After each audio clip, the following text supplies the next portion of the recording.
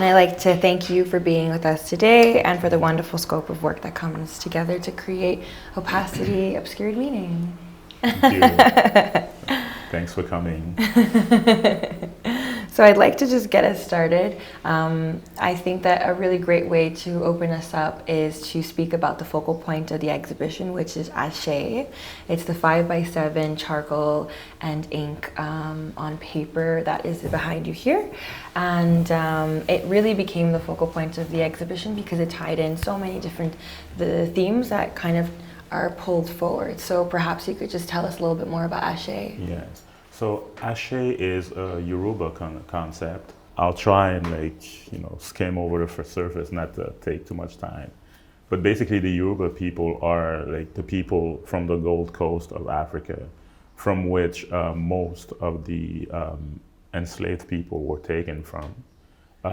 And so the Yoruba had this concept that everything, everywhere, no matter how they look, where they are, who they are, what they are, was animated by this force, by this energy, and that this energy linked everybody together, no matter who you are, race, religion, and I thought that was very interesting, especially since so many of our ancestors lie beneath the Atlantic Ocean, and to me, it's like, when Édouard Glissant talks about having this affinity with Africa, but not ever being able to consume it because there's that distance, that opacity that we talk about. I thought that was very interesting because to me, it's like the same thing. You have that distance with that land, and yet you have this relationship to it, right? And so I think it's amazing because what it does is Haché is the link that animates that spirit. And to me, the wonderful image that Glissant has, that rather than the ocean being something that separates us, it's something that links us together because of these ancestors. And I wanted to conceptualize that force, the Haché. And I thought, really, ocean, Haché, energy, well, it all came together. And having the work go from abstract, because the sky, when you look at it, it's almost abstract, to figurative, and then go back into abstraction again, kind of speaks to that movement from memory and culture, where something in the distance is forgotten but then brought back, just like the movement of the wave. So I thought it was a great way to conceptualize that movement and that energy, that foisonnement that Glissant talks about, that the ancestors still somehow influence and speak through us. So that's that, and I mean, that's where I think the other works come in, because from figuration you move back into abstraction, you move back into that distance, and you want to explore subjects like personality, history, and so on and so forth, and I think it was a great way to kind of start. Is my time over? What's going on? Yeah. So you talked about water, you talked about ancestors under the water, you talked about representation. A big part of your work, I know, is also creolization. So would you be able to speak to us about what creolization means to you, what particular parts of Édouard Glissant's theorization of creolization resonate with you, and how do you make it your own? Yeah. So I mean, what's interesting about creolization is that it comes from the Négritude movement that E.P Césaire and Senghor and all these guys started in the 30s to kind of recoup the image of the Caribbean, because at the time when these guys were alive, we did not have a good representation of Caribbean people. I'm thinking of Carl Linnaeus, who's like the father of taxidermy or botanists, and he was linking us to cannibals, vampires, and stuff like that. And so that movement from the 30s, the Negritude, reestablished the link between Caribbean people and African people. But Glissant, and I kind of agree with him, Glissant always thought that the distance, the link between the two was insurmountable. We are from Africa, but he always called it, the land of forever, the land beyond the sea, and so on and so forth. He always referred to it, but not directly. And I think that's my take on creolization, is that you used the word decolonize earlier. I'm not sure that we're able to decolonize, right? Because if you think of that term decolonize, to me, it's like my mother's name is Gibbs, right? Can we give us back her African name? It's so there's that distance, that opacity. And so to me, creolization comes in where you say, well, this is done, then we have to move on from there and build something more, build that energy, build that foisonnement, have that wave, emerge from the bottom to the top.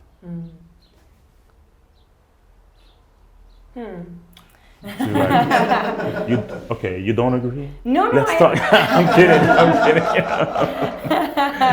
No, it's wonderful. So what I'm thinking is when at the opening, somebody had a really wonderful comment when they were looking at Haché, which was we were speaking, and I was letting them know when we were in the studio, we were looking at Haché, and we were talking about how it's figurative, because we can definitely see that there's a wave there, and you see clouds, and it's nebulous kind of in multiple ways, but you definitely see what you're depicting. But then also in the studio, you were saying how in order to represent the wave, you had to kind of step away from figuration, because it wasn't working when you were trying to draw the wave as it was. You had to kind of lean more into abstraction so that the wave could then form. And so that was a conversation that was being had, but then the person was like, oh, I see the kind of figuration to then go into the abstraction, and then the kind of figuration again within these works, right? So this is an abstraction that kind of is also inviting us to see the figuration within. And so these are your abstract portraits. So I was wondering, maybe we can jump to the portraits, and then we can jump back. And so we are sitting in front of one of your works that is in the abstract portraiture realm. So perhaps you can just tell us how you went from Haché to these kinds of works. Yeah. I always wondered about the notion of representation, and I think a person like Stuart Hall is very important in thinking and articulating that notion of representation, because again, I mean, Black and brown people or indigenous people even have never had that. So if you're thinking of the Venn diagram, those two circles that interlinked in the middle. So for Stuart Hall, representation comes from the fact that the meaning in culture comes from the intersectionality of these two circles, and this is where we take figures from a world of ideas, and we translate them, and then you have this idea of the chair. Everybody has to agree that this is a chair. But in our case, I think the idea of representation was always imposed on us. There's always one circle, right? like the colonial circle. And so I was very interested in addressing that. And I think when you show a picture to somebody, sure, that person is looking at the picture, but that person is also injecting, projecting themselves into that picture. So a good example of that is there's a work there that's called Bigger. So it's Bigger Thomas from Native Son. What's his name? Richard Wright. Mm-hmm. Richard Wright. Mm-hmm. And so Bigger is very interesting because Bigger is the representation of what people think of a black man, and yet Bigger is a fictional character. But then that fiction, for a lot of people, is what a black man is. It's its representation. And so I wanted to confront that by doing an abstract portrait. It's almost like an anti-portrait, so that the person realizes that what they're looking at, they are putting as much of themselves into it as what they're actually seeing. Does that answer the question? I'm not absolutely. Sure, no, absolutely. And I think it's the first time I heard you refer to them as anti-portraits. Well, because I think they're anti-portraits because what they do is they're not telling you what this is, like portraiture. Portraiture is trying to represent something figuratively, like, okay, this is queen whatever. I'm not doing that. I'm just throwing this thing, materiality, light and darkness, and so on and so forth, and I'm letting you inject what it is. So it is a kind of portraiture, but it kind of goes against like the dynamics of portraiture. Mm-hmm. So that's why I'm still on the fence on that one, interrogating if it's portraiture or anti-portraiture. So, mm-hmm. Yeah. Mm. Well, I remember from one of our previous conversations that you were interested in exploring how to represent Black people without the Black body. Yeah.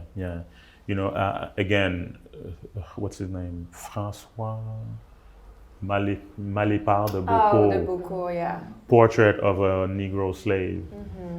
That to me is like a very important painting, because again, the title of it is so aggressive, it's so violent, and she's like uber sexualized, mm-hmm. Her breasts are showing, and then there's the pineapple, who for Europeans represent wealth. And so she's objectified, she's almost like that pineapple on a plate. Mm-hmm. And I think, unfortunately, what I see, and it's starting to change, thank God, you can recognize that same movement in the way we represent ourselves, that we, most of the time, will take on these notions, these references, put on us by the culture to represent ourselves. And I was really interested in going against that. And to me, abstraction was a way to represent the Black body, but then the fact that it's abstract, the violence of it, or the lack of violence, or the beauty of it, is projected by the person looking at it. I'm very interested in that, because to me, when I see the name, when I draw the map to like kind of represent who the person is, not only physically where they come from or, whatever, I see beauty, right? But it's not necessarily something that everybody else will see. And so I want people to be conscious of that. Yeah. Mm-hmm. Yeah. Mm-hmm. So you spoke about materiality. So we already know that you use India ink, that you use charcoal, that you're interested in different types of paper. You make your own sugarcane paper. You use you use cotton paper. So perhaps just walk us through how important materiality is. Yeah, I think in this day and age, like the materials are so charged with meaning, right? Especially for somebody like me, like even coffee. I remember when I was a kid, I visited one of the coffee plantations of my uncle. And to me, it was like this experience that I still remember today, even though I was super small. And so coffee has a negative connotation, right? But then to me, coffee has a positive connotation. What does that mean, right? Like even my name, like Wany, I was doing research and I find out that my name is actually Arabic. And so there's this material called Arabic gum that comes from Senegal, Sudan, and the two best Arabic gums are from Senegal and Sudan.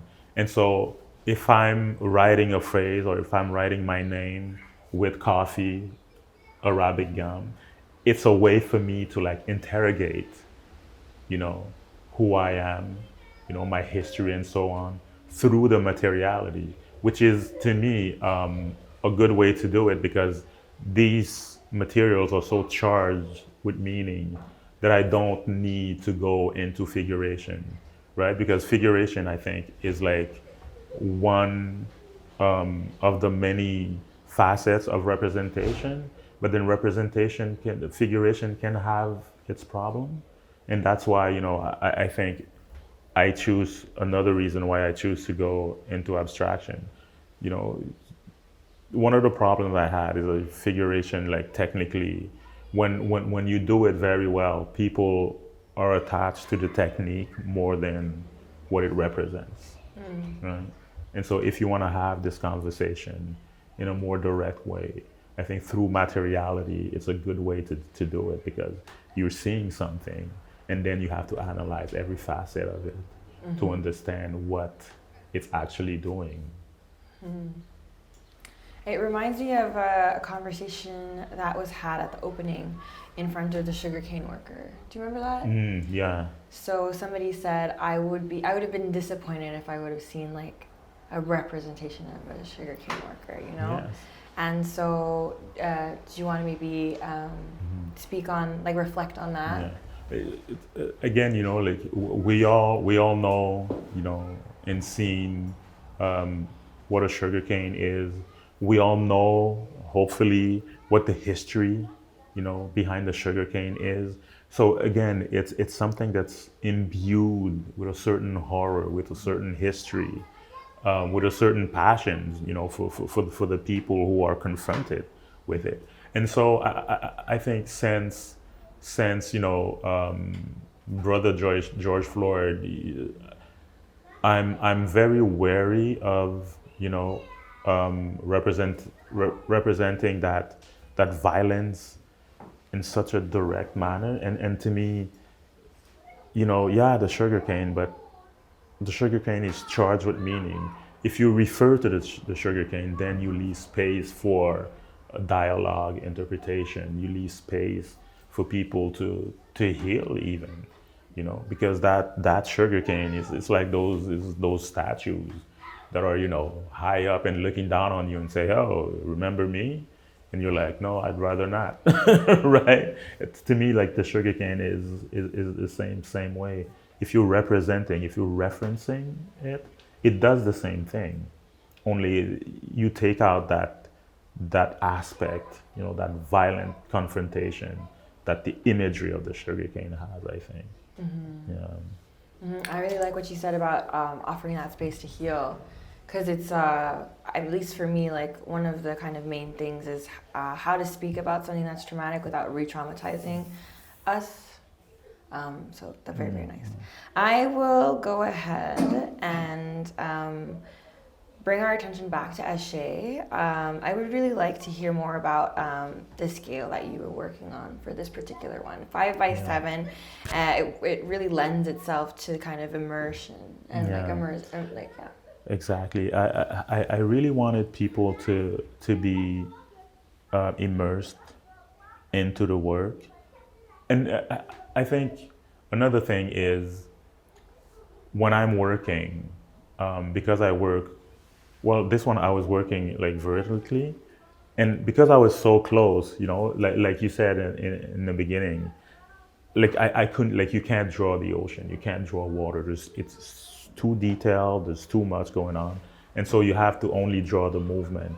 But then I'm drawing it like, you know, at close range, right?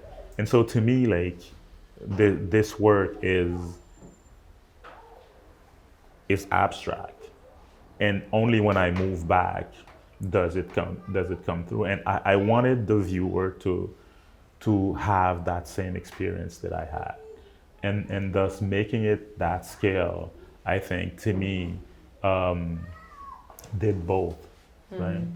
Kind of like, you know, drew people in, and then, you know, mimicked my own experience with the word, which I think it's kind of important. I think the viewer, like, again, I always think like let's not take people for imbeciles, for idiots, right? Let's trust them to understand what's going on. And I think, you know, that scale, I think people, like, you see the water, you see the wave, and I love how people tell me, like, I can like almost see it move, and I'm like, yes, because that's what I drew, right? And so, yeah, you know, you're part of that experience, you're part of that production, which is like very nice to me. Good thing.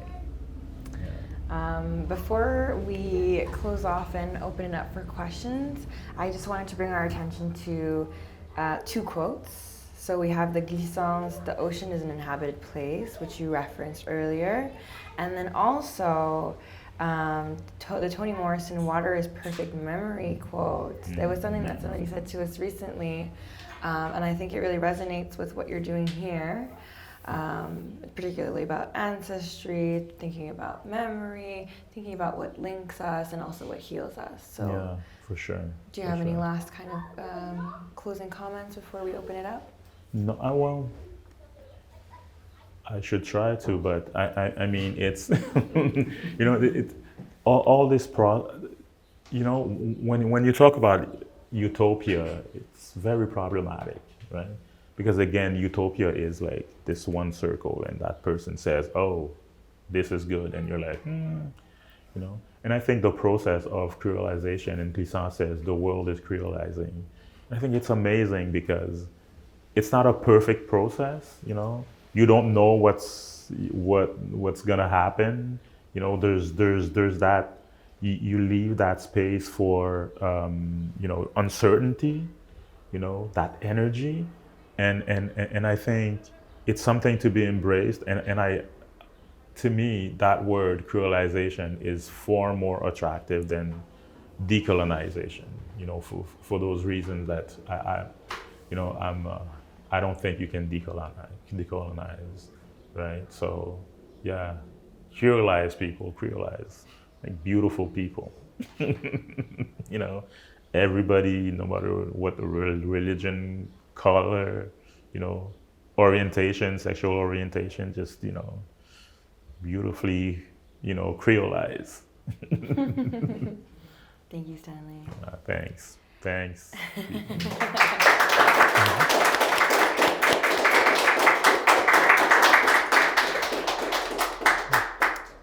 So now, if anyone has any questions, the floor is yours. Well, I wanted to go back to the decolonization.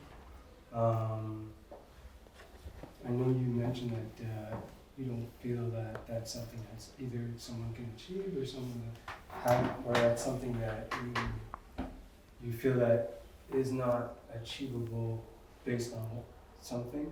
Now, were you referring to something is what I want to know. Were you referring in regards to a way of thinking or were you referring more from a physical kind of understanding of representation?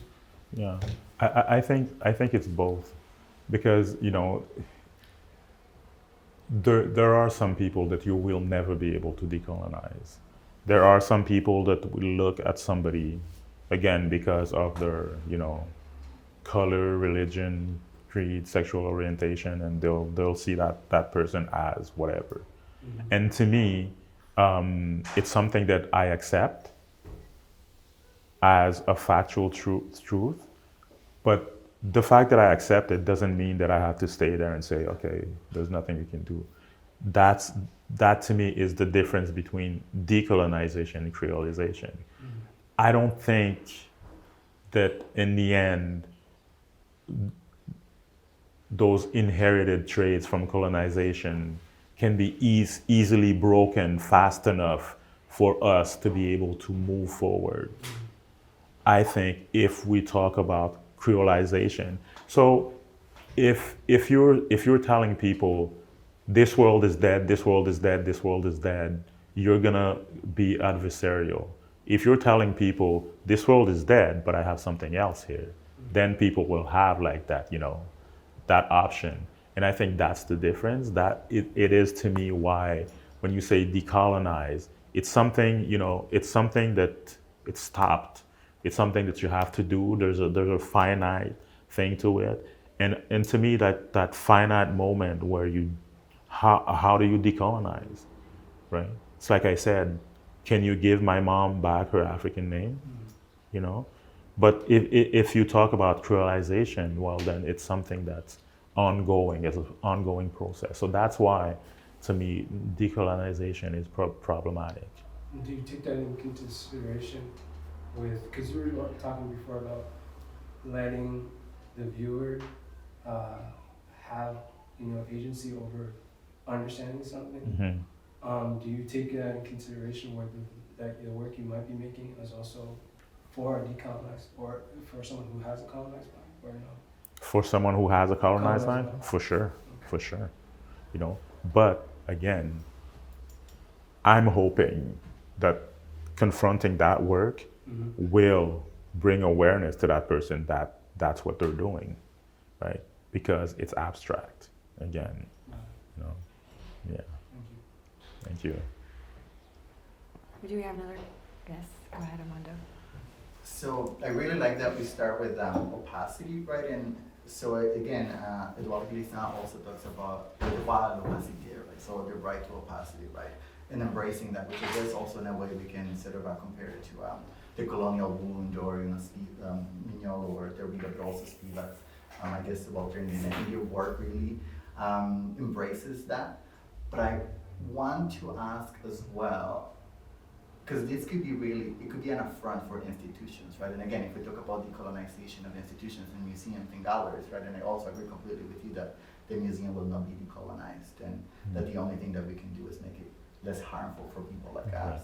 So how do institutions react, like white-led institutions, as you say, react to the type of work that you're doing, and if you faced any barriers in that respect? And sorry, I do have another follow-up question, which is for you as well. And so in that way, because like I said, I think it's very clear as well from your work that opacity, right, the embracing of opacity, but then also from your curatorial work. So I have a question for you. How do you also embrace that opacity in the curatorial work that you do? And I like that you talk as well about going beyond representation, right? And so you talked about coalition building. And so how do you make sure that that curatorial work also embraces that coalition building and embraces that opacity? So 2 questions. Okay. Do I start? Do you Yes, start? please start. Okay. So I mean, if it wasn't for Karen Carter, bless her heart, like this work would not be here. Because when I was going around showing this work, people were like, I don't get it. Like, contemporary art deals with one subject matter at a time. If you're coming with like multifaceted, points of view in one work, people are like, I can't, what am I gonna do with this, right? So institutional-wise, this to me was a barrier, right? Until I was showing stuff to Karen, and she was like, oh yeah, okay. figurative stuff. And then, I happened to like stumble on that. And then she's like, hey, wait, what's this? And I'm like, well, this is this. And then, she really keyed on it. And so, I don't know how institutions would react to that. I'm hoping that, in this day and age, they would be more favorable to it.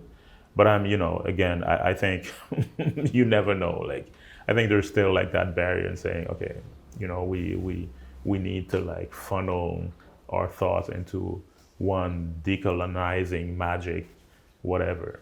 And so I'm hoping, that this stuff gets more and more exposure. This way of viewing things and addressing things. So yeah, for my part. That's it.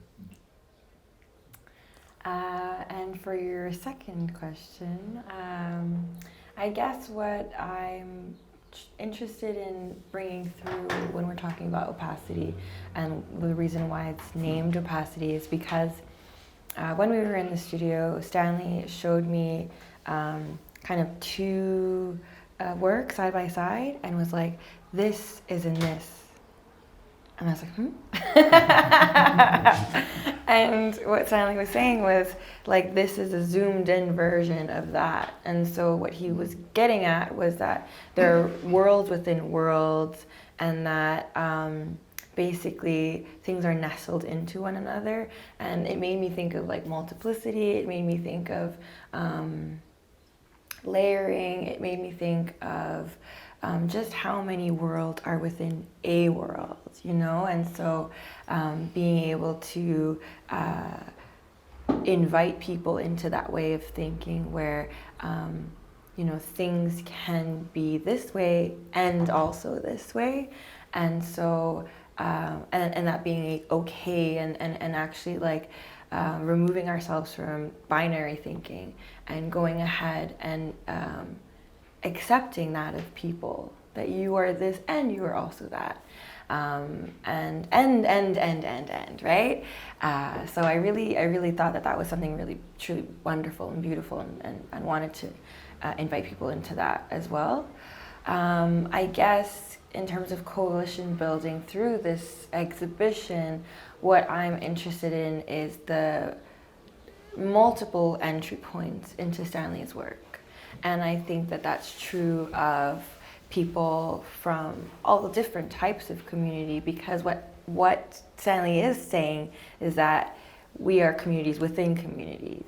And so I think that creolization part is present in this very room, with the people who attended, and also who attended the opening and different things like that. And so I think that what's really wonderful is that this is the work that gathered the people who are interested in coalition building. Yeah. Do you have any other questions? Yes, Hans. Stanley, thank you so much for your work. Thank you for being. Glissant, I'm a fan of Glissant as well. And whenever I work with him reading him, space and place always come to mind. Mm-hmm. So as brown and dark people, almost the metaphysical space we inhabit as diaspora, African diaspora, carrying these epigenetic memories, and the places we inhabit as human beings in this world, wherever it might be, and the dissonance that happens. So when I look at Ashe and in the waves, when it brings that dissonance to the forefront, what role does that play as you create your art as well? When you think, do you think about space and place again as? For sure, there's, to me, contemporary of Glissant, is he? I think. Oh, yeah. I'm not sure. Omike Baba, right? When he talks about the third space, to me that is this thing. And so what's in there for Baba, the third space is beyond space and time, right? It's that place where you go. I know German philosopher Anna Arendt also speaks of the space of appearance, which is similar to that. But to me, the beautiful thing about it, and I think it comes out of Glissant is that, you know, for us black folks and for like, you know, for black and brown people and whatever, like we do beautiful stuff, man. Like with pain, you know, with pain we create jazz. With pain you have blues. With pain we give you Miles Davis. You know, we give you James Baldwin. You know that you know that liminal space that we inhabit in. That, you know, we're still able to, like, you know, have joy and so on and so forth. That is not something that's in context of this harsh, materialistic, you know, science-based, you know, world. You know, it's almost as if, you know, we live like in that third space, and when we're drumming, and that's why when we're, you know, when slavery was again still present, they didn't like us drumming. They didn't like us dancing. They didn't like, because, you know, we inhabit that liminal space, that undersea, you know, that, you know, that space, you know, that Glissant talks about. We still have this link to, and you know, I'm gonna touch quickly on Afrofuturism. I don't remember her name, but there's this writer who said, the people who were jumping off the ship, they were actually Afrofuturists, because they refused, you know, they refused their present condition, and they wanted to, you know, to determine their future. And so, you know, in our culture, there's no death. You go back to the land of the ancestor. And they were like, no, man, I'm gonna go back. And this is not happening, you know, no. So, you know, again, it speaks to that, you know, to Glissant's notion of like space and time. And I think Baba is also like very, like, the way he talks about that third space, that liminal space is also, you know, very, very attractive to me. Yeah. Thank you. Thank you. Do you have any more questions? I was trying to find the name of the writer. I was like, oh, maybe I could quickly. Absolutely not. I have a question, maybe a commentary question. Sometimes I get a little weary of, like, or fearful of, like pinpointing to these very special black people in our history that done these amazing things under a lot of pressure. Because then it's like growing up in certain neighborhoods and being from like a low economic class and stuff. Sometimes we're like, oh, this is the way we're supposed to live, and then do something amazing as a show for the watching class. And that scares me sometimes, even when you mention the word science, saying like, oh, we didn't need science. There's a rapper, he has this line like, be careful how you treat your neighbors, because we might have to borrow something. She says to her son, she's like, that's science. And I think sometimes the laboratory is not the only place science is made. Sometimes we limit these ideas of like sharing. That is so scientific. And that's what's happening with these scientists. We're studying these crazy things like quantum physics and stuff. They're starting to realize that things like Ashe, they're coming across these things and naming them in these Latin words, but it's Ashe again. And that's something that's scaring me, that like we try to minimize these things of like love and that kind of find ways to are translated in other ways, and we like diminish them because science is up here. And really these things that we're doing are scientific, you know? They're very special, you know? So, you understand what I mean? I'm not against science, and I'll tell you right away, read Plato, and he'll tell you science comes from, you know, Africans had like very advanced science. But then, you know, with René Depestre and the separation of the seen and unseen, the measurable, and so science went into that direction, which is very practical, technically, which is very practical. Sorry, do you mind if I talk while we talk together? Go. I think sometimes what we do is we do this thing like, this is gonna sound bad, but even right now with like COVID and stuff, like coronavirus, like we might say scientists are saying this. It's the scientists that we hear are saying this. It's white science. Not even, forget the white word, right? It's not white. There's white scientists who are against it. There's white scientists who are for this.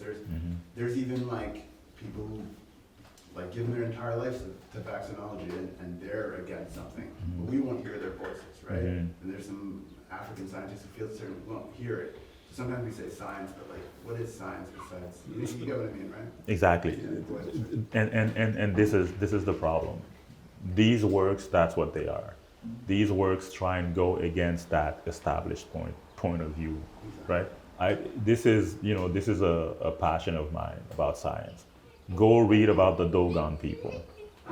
Okay, go read about the Dogon people, how their symbolism is basically, Afrofuturists? They're stargazers. No, their symbolism is physics, but quantum physics, like deep quantum physics. The Dogon people, we say, had no telescopes or whatever, but they knew the planets till Saturn. They didn't know beyond Saturn, but they knew the planets till Saturn. How did that happen? So I mean, to me, this notion of, again, this one circle, this one point of view, is what brought us here at this period of time, right? We need to reestablish, the two serve both point of views. And I mean, in African mythology, man, like, there's this amazing thing where people who are indigenous or have both sides, they're called the in-betweeners. They're called the gatekeepers. They're super important to the society, right? But then when you mixed in religion, Christianity, somehow like these people are, they're made to have violence against them and so on and so forth. That is, a lack of understanding. That is a lack of communication, right? There's this dude, not even a month ago, Google engineer, who said, "Oh, I think the AI is alive because the AI is afraid of being turned off." And this AI, the way la MDA, the way it learns is it speaks with people on the internet. But the internet is full of violence, racism, and intolerance. Can you imagine what this AI is gonna turn out to be? If this AI is afraid of being turned off, what it's gonna do? This to me is we're not communicating, we're not respecting each other, we don't have that plurality of point of views. And to speak to what yes, it is scary, right? It is scary, and that's why, again, I don't want to blow my own horn, but I think that's why we need, stuff like that happening, right? To reestablish that conversation. That's why we need Glissant, so we can all participate in creolization of the world, right? What is creolization? How do you define it? So creolization, what Glissant says is, basically the Caribbeans. In the Caribbeans, everybody the first Creole people were actually white Europeans, because when they brought the Africans onto the islands, they didn't need them anymore, so they stayed behind. Kids from Brighton in England, they were like, "Okay, we don't need you anymore. Ciao, see you later." And these guys had to accommodate themselves with the surroundings, right? They're like, what's this island? There's this beautiful island. The people are descendant from Swedish people. They have the most beautiful Creole accent you've ever seen. They're blonde and blue eyes, and they speak with the most beautiful accent. That is creolization. Every culture on an equal footing, okay, and contributing to what's coming after. It's not perfect. You're gonna have problems for sure, but I mean that's what life is, right? Yeah. Mm-hmm. The Brazil's order and progress. When Brazilians claim order and progress, that to me is dangerous, right? Thank you so much for all your questions. Really appreciate you being here and sharing this moment with us. Yes, thank you so much. This has been fun.